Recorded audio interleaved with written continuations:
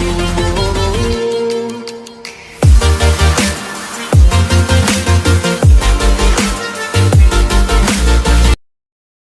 Friends, welcome back to my YouTube channel. Friends, ये आपके सामने एक सैमसंग का डबल डोर रेफ्रिजरेटर जो इन्वर्टर मॉडल है। इसमें जो फॉल्ट आया था वो ये आया था कि इससे पहले इन्होंने एक टेक्नीशियन बुलाया।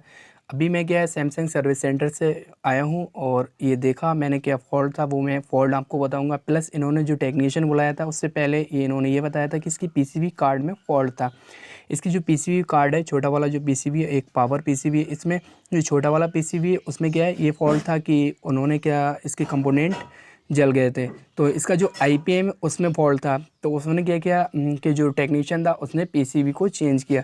पीसीबी चेंज किया तो उसके बाद क्या है ये फ्रिज ऑन हुआ। उसके बाद ऑन होके वो चेक कराया उन्होंने और फ्रिज को ऑन करके उसके बाद क्या है इनको कूलिंग चेक कराई। कूलिंग चेक कराने के बाद उसके बाद क्या है उसका जो फ़ैन मोटर था वो कुछ देर तक चलता था। मतलब पीसीबी कार्ड जो है सप्लाई को आउट करता था और उसके बाद जो इसका कम्युनिकेशन है वो प्रॉपर तरीके से नहीं मिल रहा था। क्योंकि इससे पहले जो पीसीबी लगी थी वो मैं आपको पीसीबी दिखाऊंगा कि किस टाइप की वो पीसीबी थी। वो पीसीबी जो थी वो सिंगल डोर रेफ्रिजरेटर में यूज़ की जाती है वो पीसीबी थी।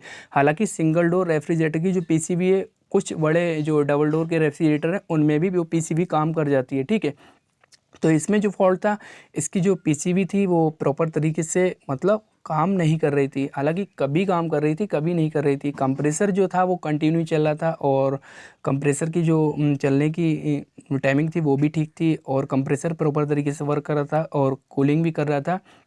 उसके बाद जो दिक्कत आ रही थी वो ये आ रही थी इसके जो एपोरेटर है वहाँ पे बहुत ज़्यादा आइस हो रही थी। आइस बहुत ज़्यादा जमा हो जाती थी, आइस बहुत ज़्यादा इकट्ठी हो जाती। तो ये जो दिक्कत थी वो दिक्कत क्यों थी और क्यों आ रही थी।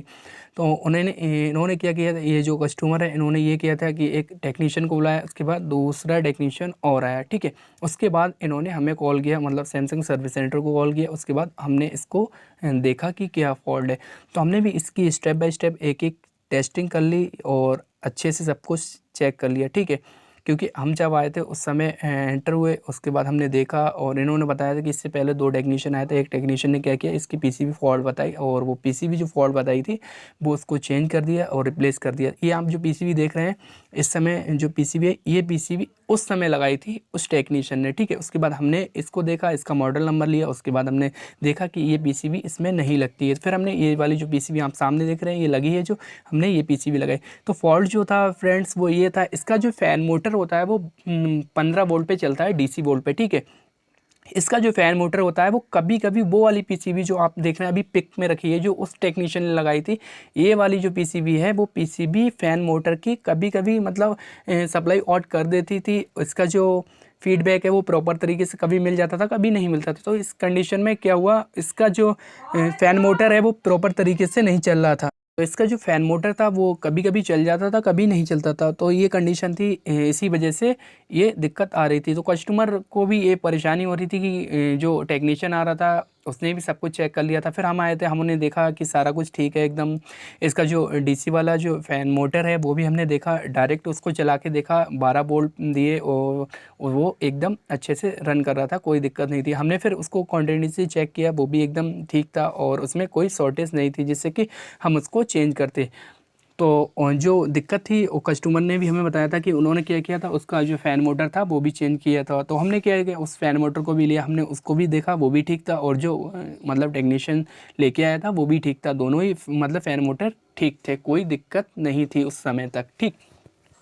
अभी जो दिक्कत आई थी वो दिक्कत सिर्फ पीसीबी कार्ड की आई थी। आप देख रहे हैं ये जो पीसीबी कार्ड है वो सिंगल डोर रेफ्रिजरेटर में यूज होता है। हालांकि ये डबल डोर रेफ्रिजरेटर में भी यूज होता है मगर कुछ मॉडलों में यूज होता है। तो इसमें इसमें इन दोनों पीसीबी में डिफरेंट ये है कि ये जो है 15 वोल्ट जो चलते हैं डीसी मोटर को, जो आगे एपोरेटर पे मोटर लगी होती है उस मोटर को कभी ऑन कर देती थी कभी ऑन नहीं करती थी।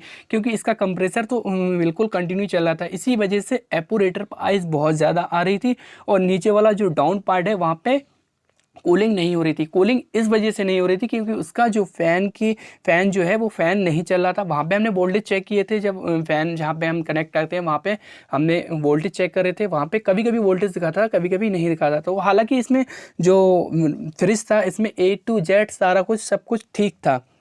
फॉल्ट जो था वो पीसीबी का था, क्योंकि हमने आते ही उसको देखा, उसके बाद हमने पीसीबी चेंज कर दी। अब कोई दिक्कत नहीं, एकदम प्रॉपर तरीके से वर्क कर रहा है, अच्छे से वर्क कर रहा है। हालांकि हमने पहले उस समय जो टेक्नीशियन था उससे भी हमने बात की, उसने बोला कि हमने सारा कुछ चेक कर लिया स्टेप बाय स्टेप, और फिर भी ये फॉल्ट आया। तो मैंने उनको बताया, मैंने कहा ऐसा है कि ये जो सैमसंग का जो फ्रिज है, सैमसंग डबल डोर रेफ्रिजरेटर है जो इन्वर्टर मॉडल है, इसमें जो पीसीबी है, पीसीबी का फॉल्ट है और कुछ नहीं है। हालांकि पीसीबी आपने जो लगाई वो भी ठीक है, बट पीसीबी डिफरेंट है, पीसीबी इससे मैच नहीं कर रही, क्योंकि जो प्रोग्राम जो डीसी बोर्ड चलते हैं वहाँ पे कहीं ना कहीं मतलब जो फीडबैक होती है वहाँ पे प्रॉब्लम थी, इसी वजह से उसका फ़ैन मोटर नहीं चल रहा था। तो मैंने उनसे बोला कि हमने पीसीबी को चेंज कर दिया, उसके बाद जो पीसीबी जिस मॉडल की है हमने उसी में लगा दी, और वो प्रॉपर तरीके से वर्क कर रहा है, मतलब अच्छे से वर्क कर रहा है, कोई दिक्कत नहीं है एकदम। इसका जो फ़ैन मोटर है वो भी ठीक चल रहा है, और वोल्टेज भी ठीक चल रहा है, और कंप्रेसर सब कुछ एकदम ओके था। बस जो मिस्टेक थी बस वो इतनी सी थी कि इसका जो पीसीबी कार्ड था वो डिफरेंट था, पीसीबी कार्ड उससे मैच नहीं हो रहा था, और पीसीबी कार्ड सिर्फ कंप्रेसर चला था और कभी कभी फ़ैन मोटर भी चला देता था। ठीक है, तो ये दिक्कत थी, तो हमने ये प्रॉब्लम सॉल्व कर दी। तो फ्रेंड्स, अगर वीडियो 1% भी आपको अच्छी लगी, वीडियो को लाइक कर दो, चैनल पर न्यू विजिट किया चैनल को सब्सक्राइब कर दो। Thank you for watching.